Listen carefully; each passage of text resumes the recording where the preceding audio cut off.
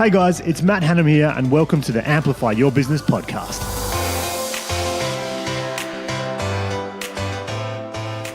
Hey, it's Matt Hanham here and welcome to the Amplify Your Business podcast. I'm here with Alecia Hancock from Hancock Creative and very happy to have you here, Alecia. Thanks, Matt. Happy to be here.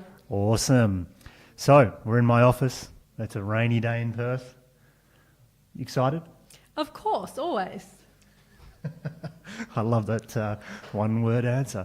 Always. Well, I know you've got plenty to talk about. So anyway, very happy to have you here. So rather than me do it, why don't you do it? So who are you? What do you do? What does Hancock Creative do? And maybe keep it to 5 minutes or thereabouts at a maximum. You know me too well.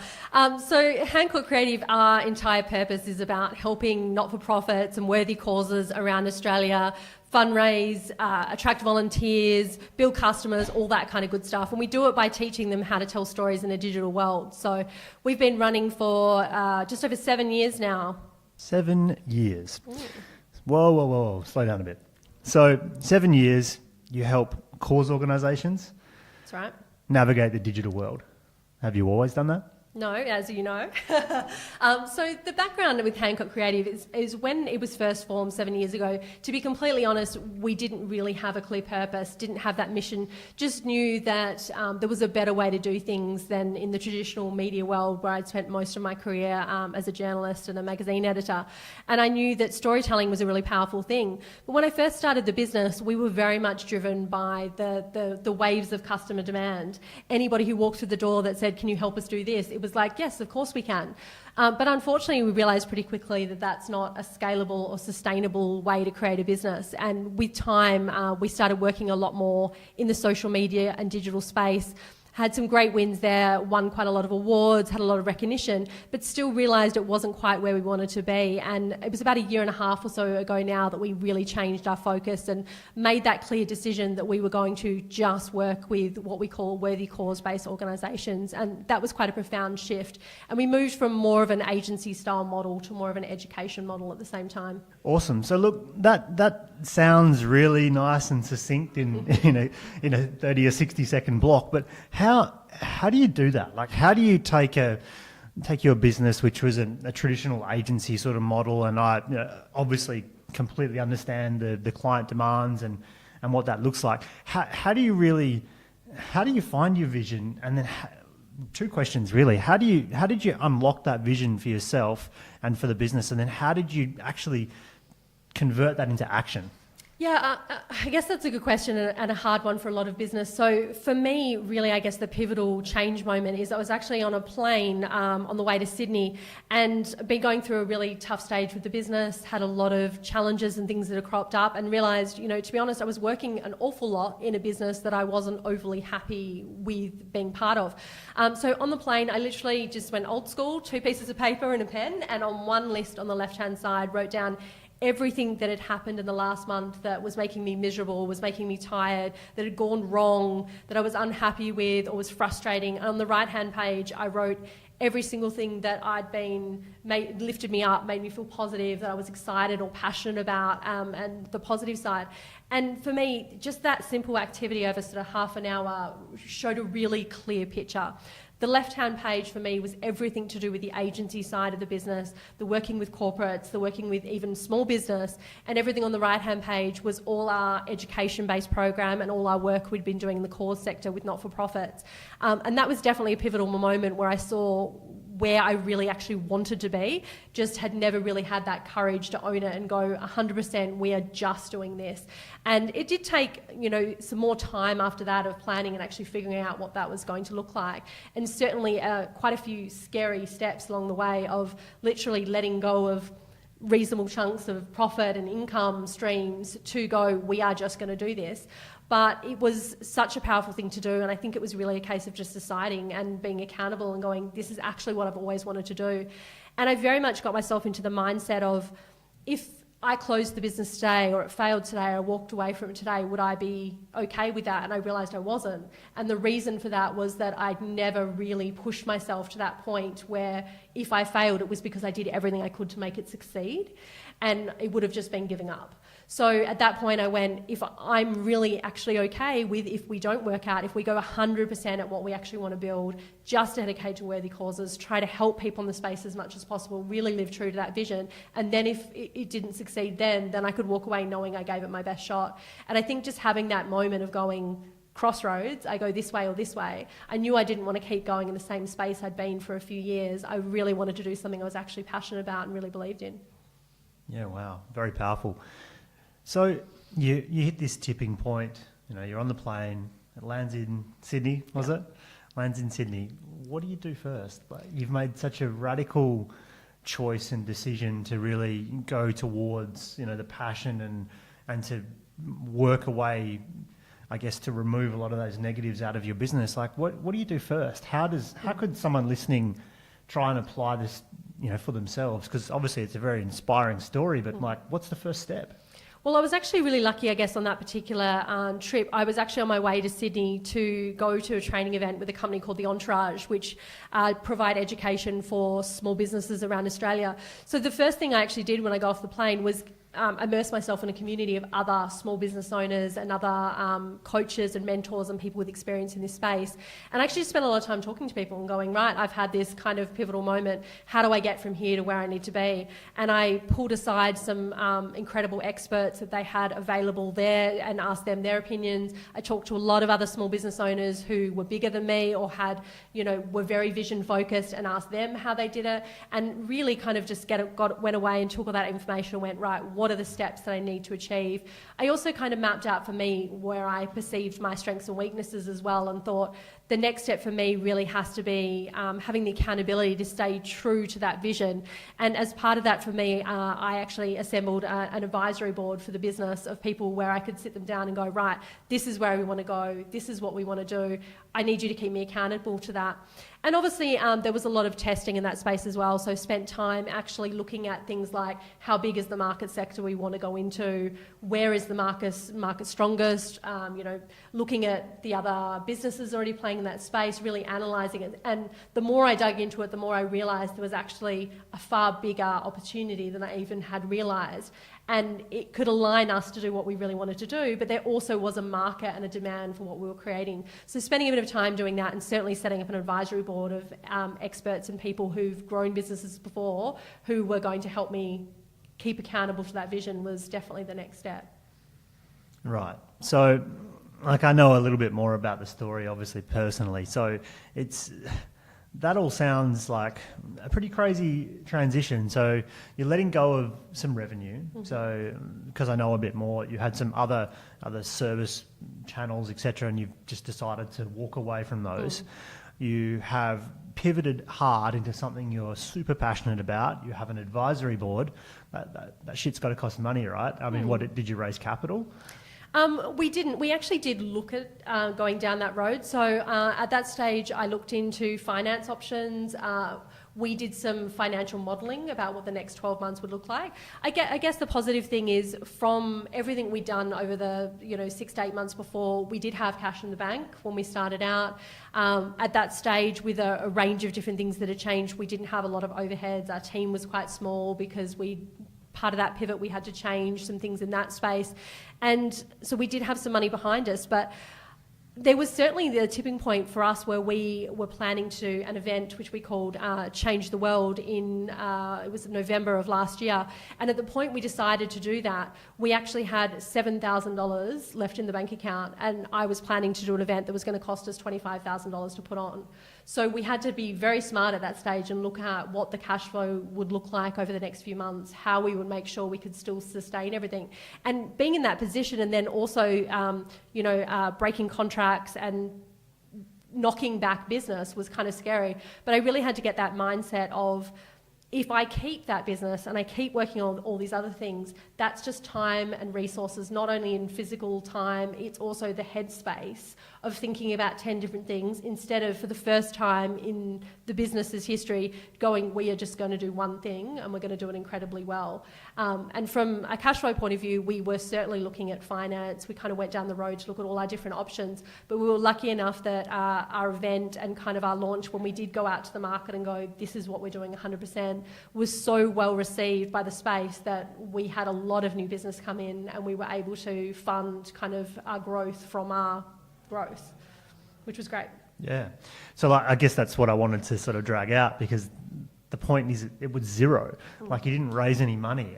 You were just resourceful, which is the common sort of phrase. You need to be resourceful, not have more resources. But I think a lot of people are in that mindset, or they use that as a roadblock, that I can't make these changes. I need money, or I need this. You put together an advisory board, of serious people, I assume, who would typically get paid serious money to do things. But there's ways and means of making these things happen without necessarily throwing money at it.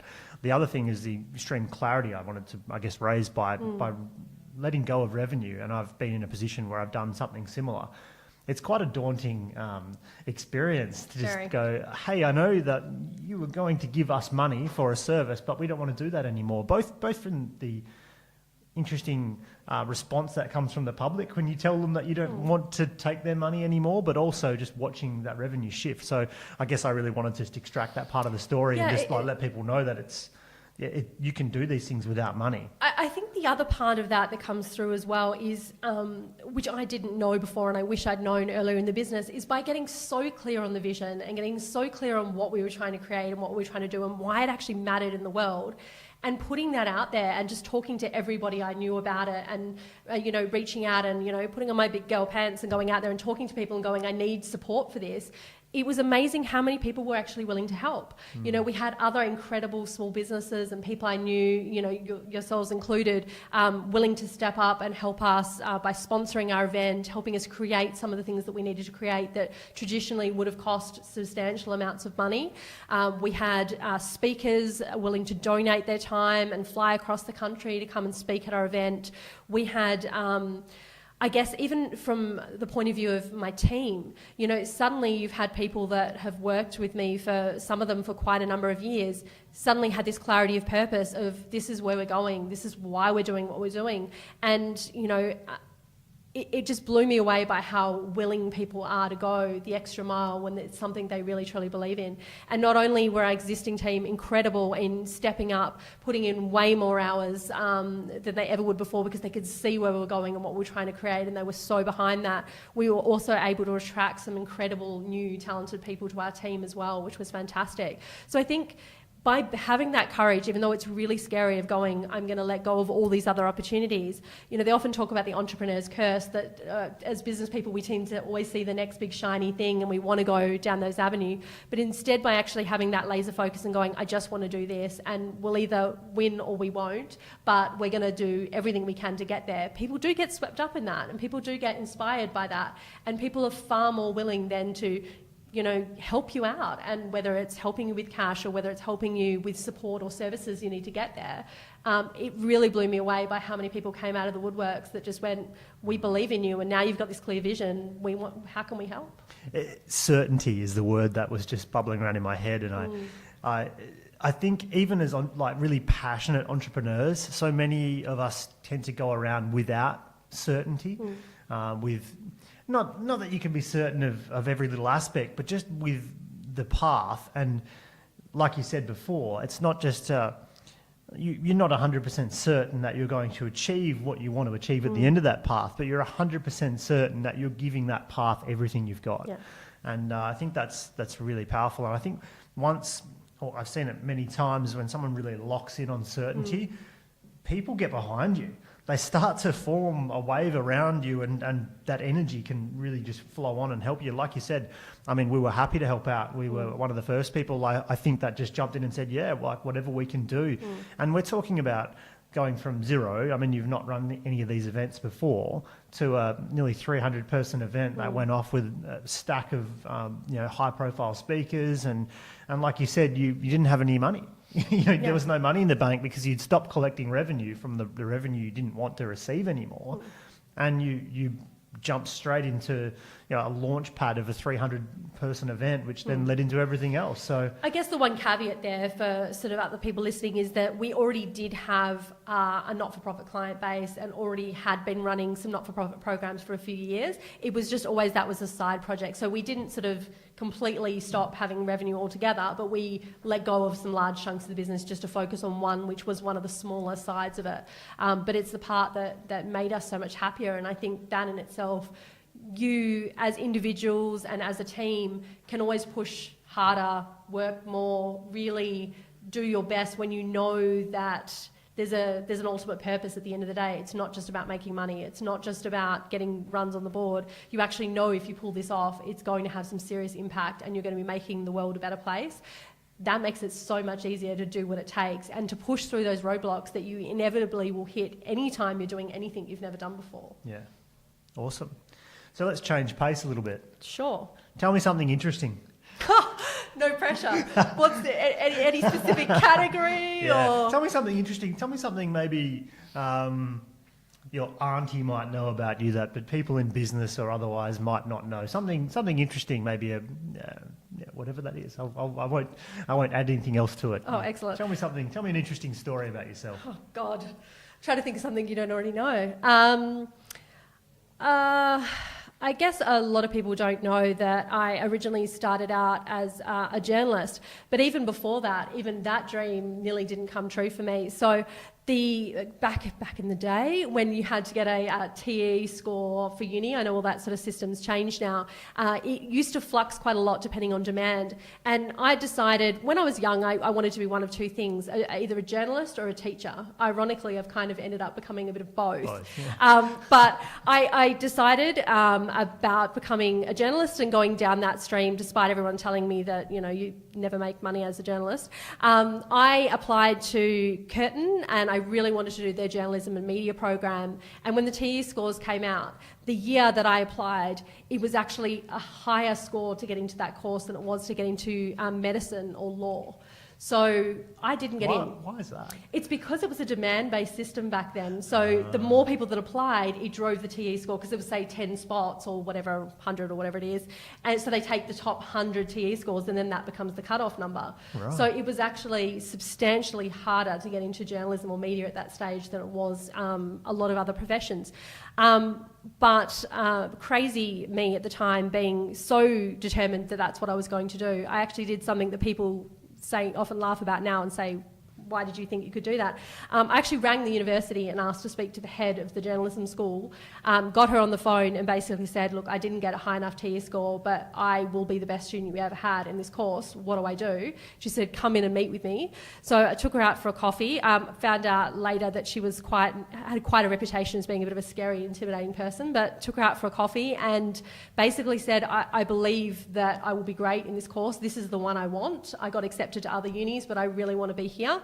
And she said, okay, well, if you really believe in that, prove it. She suggested I change all of my preferences and enrol in a sociology degree in literally the building next door and overload my first 6 months and do journalism major as well. And she said, if you can prove to me that you are going to be one of the best students I'll have, I can sign a form and basically transfer you once you're already a student.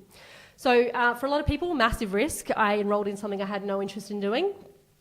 And 6 months in, went back and saw her and she signed the papers and I ended up with a journalism degree. I was literally the only person in my degree, in my class that year, that went to a public school, that didn't have parents that were paying me pocket money.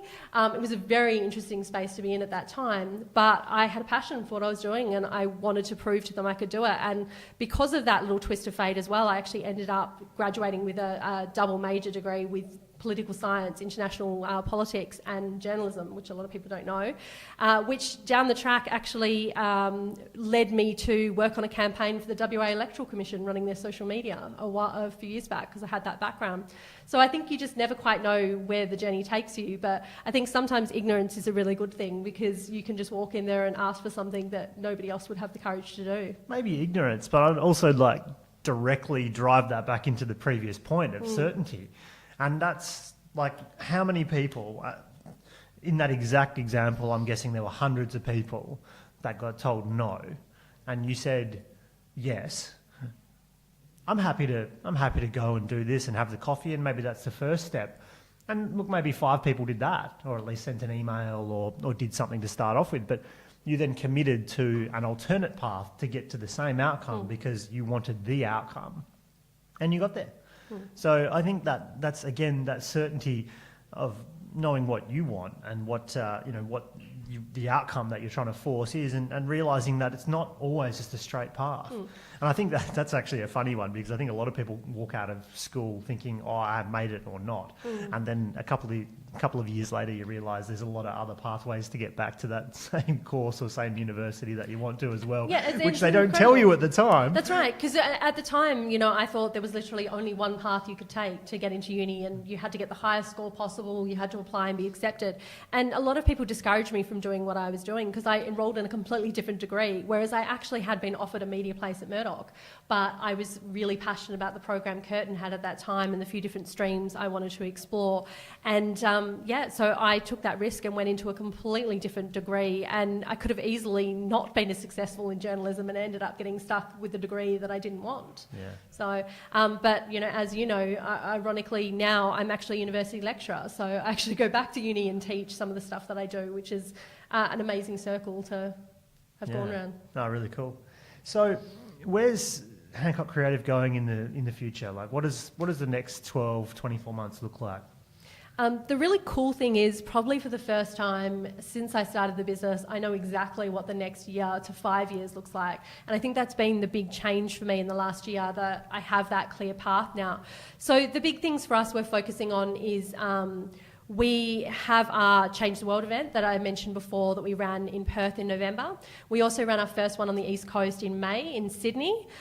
We plan to run them next year in Brisbane, Melbourne and Perth and Sydney again. So we'll have 4 cities that we'll be launching our programs in. And this was actually quite an exciting week for us, because this is the week our first East Coast intake actually starts doing our training program. So we just literally opened over in Sydney this week with our first staff member on the East Coast, our office space over there, so that's been quite exciting. So the next year, that's a pivotal part for us. So I guess over the last few years, we've seen how huge an impact training and education programs can have on these kind of causes. Sorry to cut in, but it's funny, I was just bubbling in my head. We're talking about these training programs, but I know they've had some massive impact. Why don't you just share a story or two around that? So we've had, for example, we work with not-for-profits, social enterprises, community organisations, even some government departments, but not-for-profits tends to be the one we tend to go to. So, for example, one of the not-for-profits we worked with on the smaller end was a charity called 12 Buckets, and they're a local not-for-profit that helps at-risk kids in sort of some underprivileged areas here in Perth. And when they first started out working with us, their goal was to attract some new mentors to their program, particularly male mentors, because they couldn't find enough men who were going to come along and be strong male role models for these kids who had troubled family lives. And they started out with 34 mentors, and they had big goals. They wanted to get in new schools and have a high school program and do all these things. But they originally started out with, they wanted 7 new mentors, male mentors in the program. So one of our team worked with them to develop a really simple Facebook campaign where they actually encouraged people to tag in a good man. And because of that, they were able to reach out to those guys and go, hey, this is what we do. Would you be interested? And that campaign, they spent $100 on Facebook to create that campaign. And it actually attracted more than 3 times the amount of new mentors they intended. And within that year of that training program, they actually went from 34 mentors to 78 in 12 months, which was incredible. With a small investment, mentor is even just a leverage point, right? So how many, that many mentors, you might not know the numbers, but that increase in mentors obviously gives them a massive reach of what they can actually do in the community. Yeah, every mentor would work between 1 and sort of 3 kids. Yeah. So they were able to open their program in several new schools. They are able to now start leveraging into high schools so the kids have ongoing support for a longer period. And for me, the real resonant there has been the opportunities and the feedback we've had from some of these kids and the people in their lives, and what a difference it's made for them. And, that's, I guess, just one small example, but there's so many different ones from so many different industries. Even working with someone like Lifeline in WA, most people are pretty familiar with Lifeline. They're about preventing suicide. And they had been doing campaigns for many, many years here in Perth, trying to reach people with something they call Lights by Lifeline. In their previous years, they spent 12 weeks running this campaign, and they fundraised about $3,000, and they, got a pretty good impact and pretty good reach, which they were pretty happy with. But we actually worked with them to introduce video into what they were doing, and we challenged them to get in front of people whose lives they'd saved. And that's a pretty confronting thing for a lot of people, getting in front of someone with a video camera when you've tried to commit suicide. But we challenged them to give that a shot. They found 4 amazing stories that they went and filmed with video, and they used them over the course of a month in the next year's Light by Lifeline campaign. In 30 days, that campaign reached 600,000 people, which resulted in more calls to their line, more people willing to volunteer, more of everything they do so well, which is incredible. And they also raised $12,000 in 30 days compared to $3,000 in 3 months. So that was a massive pivotal thing for them. And they spent $25 on Facebook advertising. So powerful. I mean, I think I harp on about it so much, but the power of particularly the Facebook platform, but it's not the only one right now, but the storytelling element. And the beautiful thing is that it's hard. Guess what? It's hard. But if you can actually, if you're willing to put yourself out there with a level of authenticity, there is an audience. How big or small, we're not sure. But in these, particularly that not-for-profit space, there's always an audience. People care. The community cares generally. And if you can get out there and project that story, look at the power, right, of spending micro dollars. Like if you went up to someone in the street and said, hey, I'm helping Lifeline, $25 is going to have this enormous impact. Find me someone who can say no. Yeah. Right? Exactly, and that's the reality of kind of where I guess our passion and our inspiration came from, that we were having that impact on causes here in WA over the last few years, that we kind of had that responsibility, I guess, of trying to have that impact on a broader scale. So that's where we set out with our plan for Change the World, to bring experts from around Australia and provide a free event for the community and not-for-profits. And very much from the point of view as well that we actually offered our first training grants ourselves into those programs. So we've actually given out $175,000 of training grants personally over the last 12 months, as well as we have a corporate partner in Bankwest Foundation who contributed a further $300,000 to do grants for not-for-profits, which has been an incredible part. So for us, very much we know that we've seen the impact and the importance of not-for-profits really having some guidance to get into that story, and really to use low-cost and free platforms like social media to get it out there to people. And we know that can create real impact. So that's not just a pie-in-the-sky thing. That's actually, this organisation now has more mentors, which help more at-risk kids who are going to, completely have that butterfly effect that will impact their entire lives. Likewise, we know what Lifeline was able to do by reaching that many people. That physically could have saved someone's life and prevented them from committing suicide. Many people. Yeah. For me, that was that real aha moment, I guess, where I felt I have that responsibility to I guess, help as many people as we can. And that's where Change the World came from. And that's where our plan to sort of open up new programs and new offices all around Australia, because if we can help people here in WA, where there's only 9% of the not-for-profit industry in Australia is based here in WA, we knew how big our impact could be if we started getting into Sydney and Brisbane and Melbourne. And the other side to that as well, the other big push for us in the next 12 months is to make some of our training a bit more accessible too, because there are a lot of community organisations and not-for-profits that can't actually afford to pay for training of any kind. So we're releasing a lot more free training than we ever have before, and we're also in the process of releasing our online school, where we're going to have courses and programs and things we produce available for as low as $87. So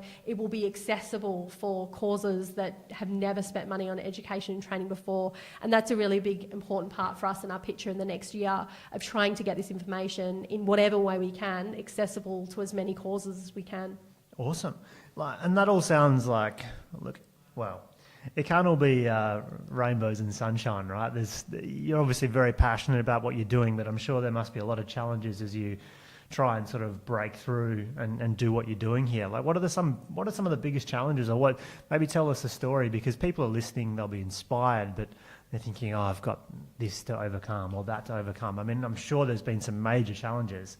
Can you touch on something that you've had to overcome? Look, of course, there's always challenges whenever you're trying to do anything that's new and that's different, and certainly when there's not a model of somebody who's been there before that you can kind of mimic. When you're trying to do something new for you as well as for the industry, there are a lot of challenges. I mean, obviously the reality is every time we've run a Change the World event, there's always been the risk that that's the event that nobody's going to support, none of our speakers are going to want to speak at, and none of the audience will actually believe in what we're trying to create. And certainly a challenge for us was going into the Sydney market. For us, we know the space really well in Perth. We know the industry well. We're known by people in that space. Whereas going into Sydney was entirely new. Nobody knew us there. And we discovered pretty quickly one of the big challenges we faced was that market's also a lot more cynical than the market in Perth. Whereas we found not-for-profit and cause organisations based here in WA were like free training, free education, amazing, someone wants to help us. And we're very positive and very quick to respond to that. Whereas when we started spreading the word on the East Coast that we were about to do this event, we got a lot more responses along the lines of, okay, so what's the catch? Like, no one does anything for free. And there was a lot more people going, oh, well, if it's free, it's obviously not going to be very good. Or, you know, there were so many more objections. And we had to completely change the way we were telling that story and how we were marketing and communicating to people to be really honest and upfront and go, this is not a, sales event. Speakers aren't going to be pitching and selling you things from the stage. They are volunteering their time, some of them, to come and speak. And a lot of these people charge, we had Jack DeLosa speak at our last event, and he's, $25,000 to get someone like him for a day. We had a lot of people like that, and there were other people we absolutely do pay to come and speak because we know that they're the foremost experts. So we really had to just, have a greater level of transparency of just addressing some of those concerns and goes, hey guys, there is no sales. This is a free event to give back to you guys. Yes, it builds awareness of our brand and what we're doing, and we also launch a grant program off the back of it, but you have the opportunity to come and find out about that another day, and it's not going to be the focus of today. And we just had to be really open up front about that and sort of tackle those questions, which I didn't think we'd get because we didn't have them here in Perth. So getting more people over there to know about who we were. And we actually had some fantastic vox pops at the event from people. We were just like, what did you think when you heard about this event? And one particularly sticks in mind from Rod from the Bernie Banton Foundation. He's on camera, and I love this little video. He basically says, to be honest, I got up this morning and thought, I don't know if I can be bothered going to this thing. It's probably going to be crap. He goes, and I just can't believe that I nearly missed it. He said it's been so incredible and so amazing, and he was just so excited about everything he'd learnt in that day. It was really inspiring. But the cool thing is now we have that for going into future markets to be able to go, if you're feeling this and you're thinking this, here's what someone else said that did commit the time to come along. But for us, certainly going to new markets, there's always that fear of the unknown. And given the cost of putting on an event like that, particularly not in your home state, is a lot of money. So for us, if we'd potentially gone into something like Sydney, where I think we spent about $35,000 putting on that event, there was always the chance that it would go terribly wrong, and we wouldn't pick up new clients over there. So that's always that level of risk you've got to get comfortable with and keep pushing forward. Otherwise, if you let the fear kind of stop that, you won't have the impact. So ultimately for me, it's like, well, if we want to help these people, we have to take the risk first before they're going to believe in us. Yeah. Oh, it's really cool. You raised something in the middle there, which I thought was kind of interesting, in that you don't really have anyone that you can track and follow. Not obviously in the specific sense, but where do you draw inspiration from? Do you consume a lot of? I mean, we're obviously in the media game, right? Do you consume a lot of content? Like, whose content do you obviously bolt together to form a bit of a picture and some guidance going forward? Because I think particularly when someone's doing something out in the green space, in the green fields, it can be really difficult because there's not just someone to mimic, right? There's nothing to sort of just follow the beaten path, so to speak. Yeah, of course. And I think the key for me has been being across kind of multiple spaces. So being across what's going in the not-for-profit sector, what challenges they're facing, and making sure what we're doing is actually relevant to them and is what they need rather than what we think they need, has been really important. But also I like to learn from other business owners and entrepreneurs and people in different spaces, because it's amazing the quirky thing you can see that's kind of a thing in the hairdressing industry that you're like, we can steal that and implement it here. And I think that's actually a really valuable part of what we do. And I was really lucky even in our Sydney Change the World event that nearly half our speakers were actually people that personally I'd been following the journey of, and I'd read their books and I listened to their podcasts, and they're people I admired that then committed to come to our event. And that was definitely a pinch me moment for me, having people like that I had been following for so long now giving back to our community, which was incredible. But there's certainly a lot of different people that I follow. I'm definitely a big reader. I read really widely in a lot of different areas. I listen to a lot of podcasts and things like that. I don't tend to do the vlogging thing as much because I just don't have the patience to sit still and have to watch and listen to something. I tend to be doing 3 things at once. But I've followed a lot of different people and pulled different people from different industries. So like in the social media space, most people know about Gary Vee. And while I love a lot of the stuff he teaches and a lot of his amazing expertise in the area, I don't always resonate with his, hustle mantra and how he believes you've got to, kill yourself to achieve something. I don't necessarily agree with that, but then I take bits from different people. So I love Amy Porterfield as another person in the US who does a lot of stuff about, webinars and training, and she runs a social media education for a different market over there. She's someone I very much admire and follow. Even people like Lorraine Murphy, who spoke at our last event from the Remarkables group. She's written a fantastic book called Remarkability, which essentially condensed the best advice and learning she's had in her first few years building $1 million influencer agency. So I kind of think if you read widely and you look at a lot of different models, even if there's 1 or 2 gems in everything, you can start to pull those things together and to create something that actually resonates and works for you. Yeah, I love that. I know I very much do the same thing. Like I try and read as widely as possible, and every now and then just be looking at something different, something left field, and I really actually enjoy that part of the process because I think it's easy just to follow one person and look at sort of what they're at and what they're doing, and then maybe get a bit distracted from the fact that you are an authentic person, and there's just you need to follow your track, not just try and mimic others. So yeah, and there's so many people out there that just do that. They see one person they admire, your Jack Deloses, your Gary V's, anyone like that have got a high profile thing in the space, and they're like, even Gary Vee often says, he said, you do you. It's important that you find that take the parts from everybody and find what works in your life. I know for me as well, I know you're on the same boat as well, Matt, being parents.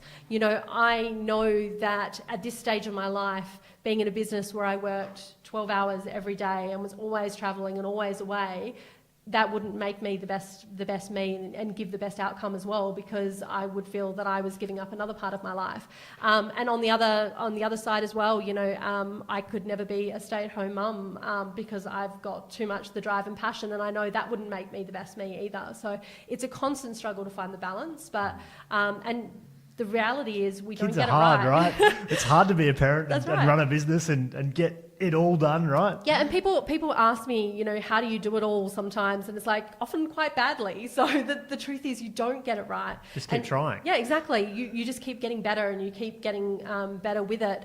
Because, for me, there's no such thing as a standard day. If you sort of look at my calendar, it's very strange. So like on a what day is it today? Wednesday. So Wednesday mornings, I get up really, really early and I go into work and I go to the personal training studio and I get my workout in, and then I have a full day in the office, and my mum picks up my son from school and then I pick him up from her house, and we have this weird juggling schedule, and then on Tuesdays I do school pickups, on Thursdays I do school drops. So trying to fit in exercise and time with your family and the business and being there for everyone, often it means and I'm sure I'm not the only one with this, it means that the stuff that's personal for yourself is what gets cut first. But the truth is you've just got to juggle it the best you can and keep constantly adjusting and going. Even when my son started full-time school this year, the original schedule we created, I realised started making me a bit miserable because I wasn't there enough and I felt like I wasn't part of it enough. So I had to make some changes to that, to do a few more school drops and pickups to make me feel I had that balance.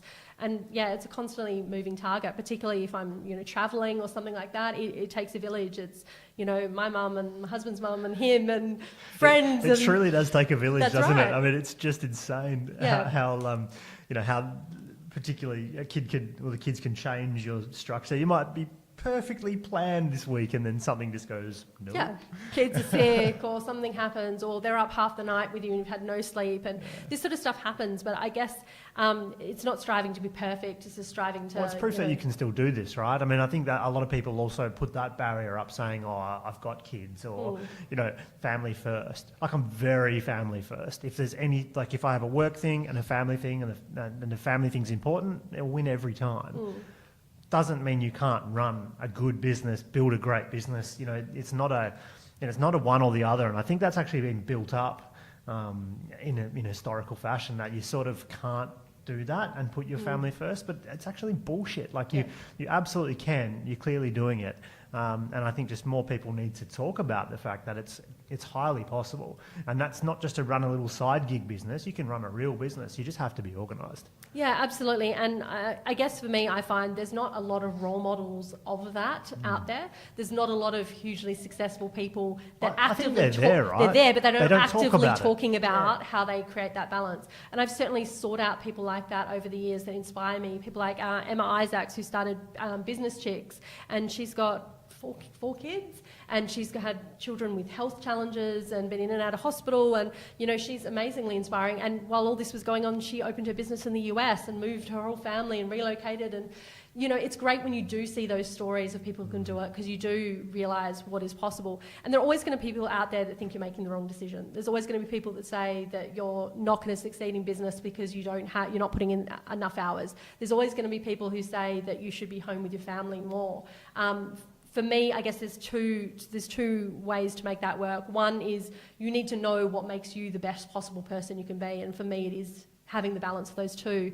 And the other side, I guess, is actually doing something in work that you genuinely believe in. Because if you were just doing a job because it brought in a salary, or you did something because you thought it was going to make you $1 million one day, you wouldn't have the passion and drive to keep going and get through it, because some days it is really bloody hard. Sure is. So obviously you are in the not-for-profit space, but to be honest, business, not-for-profit, we're all a brand or a profile or something that we're looking to grow. If I had to ask you what's your number one tip right now that you could give to my listeners that they could implement to amplify their business, particularly online, because I think that's where it's going to go, what would you say? What would you do? There are so many. Just one. Just Don't one. make me choose one. I'll cut out if there's a second one. So I think the most powerful thing you can do is authentically tell your story. So actually be letting people behind the curtain, actually tell them about why you're doing and the wins and the losses. I recently did a keynote presentation for the volunteering conference, and I actually used storytelling through the Pixar model as an example, because a lot of people can relate. If you think about a story like Finding Nemo, we're not invested in that story because we know how it's going to have the outcome or how it started. We're investing in the story because we're part of the entire journey, and we're there for when they do stupid things and things go wrong and challenges hit. And we're so much more invested in the outcome because we were part of the journey. And I think a lot of people forget, not-for-profit, business, all of us, we forget to actually let people in a little bit and go, we were trying to create this and hey, it didn't really work, but we've learned from that, and this went really, really well, because then people will genuinely cheer you on, and that's where opportunities find you, because somebody will knock on the door and go, hey, I see you're trying to create that and you're having a bit of a challenge, can we step in and help you with that? And I think just the story is a really important part, and in the world of social media we have now, there are so many channels and so many avenues and ways for getting your story out there. You could be doing a podcast, you can be doing vlogging, you can blog, you can share it on Facebook, Twitter, Snapchat. It doesn't matter where you are, it's just that you're there and that you're actually telling people generally what you're doing and what drives you. And I think the better you get at telling your story and getting across to people, the more opportunities just start to appear and people start to just suddenly come to you. It's hard, right? Can I niche that down? What's one little tip to help people to do something that would be, well, how do I phrase this? What's something they can do to just let people know something authentic that's going on in their business? Like, do you know what I mean? I know what you're saying, and I've been through this journey myself, and I feel like you continually work down layers and layers of what you actually consider to be authentically putting out content, because we all have this, we build this professional barrier around our businesses and our personal sort of brand, if you will. But what's something that people can do to confront or to find a way into that authenticity? Record themselves just for themselves, or what's a tip that you might give to someone to start that journey of revealing some of that authentic self? I think the best piece of advice, and we were sort of chatting about this a little bit before we started, was to start. Because wherever you start, you're always going to get better. So, the first time you sat down and did a podcast, it would have been weird. You would have felt a bit stupid. You would have, been maybe talking to people at this level. And the next time, and the next time you reveal a little bit more and you're a little bit more you and you're a bit more relaxed. And then with time, you start to build something amazing. And I think for a lot of organisations we work with, it's like just start peeling off the layers and start sharing the stories, and you will start to see which ones resonate. And if you're not doing it, you're never going to get there. It's like the old editor, when I was a journalist and an editor, it's like you can't edit a blank page. Unless you've started, you can't improve. So it's about, choose your platform, say it's Facebook, get on there and just start sharing something that's real, and try to think about your language in a way that's not corporate and professional, because you don't have to be corporate and polished and make yourself look bigger than you are, or make yourself look more fancy than be real with people. So I shouldn't hire a private jet and go and stand out the front of it and just kick out some cash. I would say not, because people probably get the wrong impression of who you are and what you stand for. And that's the truth. I think you've got to be a little bit vulnerable. But I think the best thing you can do is start. When you first start writing a blog, you might, look back on that a year's time and go, oh my God, I can't believe I wrote that at the start. It was so crappy and it was full of mistakes and it had grammar issues. It doesn't matter.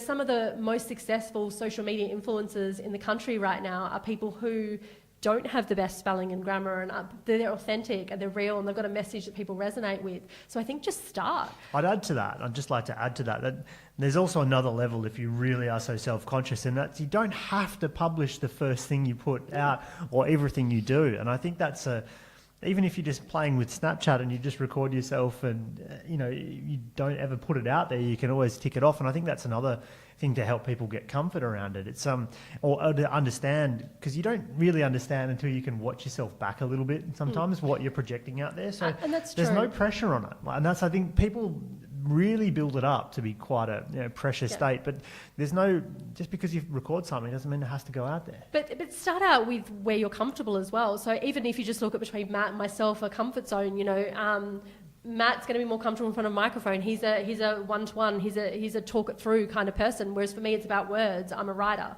So my go-to will always be text. It'll always be writing articles, and always be, writing lengthy blog posts and, social media posts and things like that, because I'm good at it. It's my strength and it's my natural safe space. So start with what you're comfortable with. If you can't think of anything worse than trying to write an 800-word article and the idea terrifies you and it'll take you 2 weeks to write it, don't. Sit in front of a microphone and just have a conversation. Sit in front of a video camera. Whatever makes you the most comfortable to be you is a good place to start. So don't try and blog just because you think someone else tells you should. If you find writing really hard, don't do it. But if you find speaking to people really easy and you're a person-to-person, do this. Get in a room with someone else and have a chat, and go with where your strength is first. And then once you get more comfortable with that, maybe get outside your comfort zone and try something, maybe be a guest on someone's podcast and, start dabbling in new things you might not try, and you might surprise yourself and you might like it. Awesome. I love it. All right. Well, thank you very much for your time. So if people want to find out a bit more about yourself, Hancock Creative, these programs that you're running, where can they find out more? So definitely check out our website at hancockcreative.com.au. We have a community you can join up in there where we actually send out free training and tips and advice to cause-based organisations every single week. Unsurprisingly, I'm a lot on social media, so you can find us on Facebook and Instagram and LinkedIn. Personally, I'm quite active on Twitter as well, so look us up on any of the social media channels, start a conversation, have a chat with us, and hopefully there'll be a way we can help you. Awesome. Well, thank you. I'm very grateful for your time, and it's been an excellent chat, and I hope that people took some real value out of that. It's been wonderful, and this is really rolling along for us. And I think that's proof, just to add my 2 cents, that you just got to get going. I think this is number 8 now. Before I know it, it'll be 18, 24, and I think your advice there of just people just starting and doing something is obviously very basic, at the same time so profound. So just go and do that. Definitely follow up, check out Alecia. They're doing some amazing stuff over there, and she's definitely worthy of keeping an eye on. So again, thank you very much for coming. Thanks, Matt. Thanks for having me. Hey guys, Matt Hanham here, and I hope you really enjoyed that Amplify Your Business podcast. I thought the episode was really exciting, and I'd love to hear your comments as well. We also have plenty of other episodes, so check us out on the iTunes store.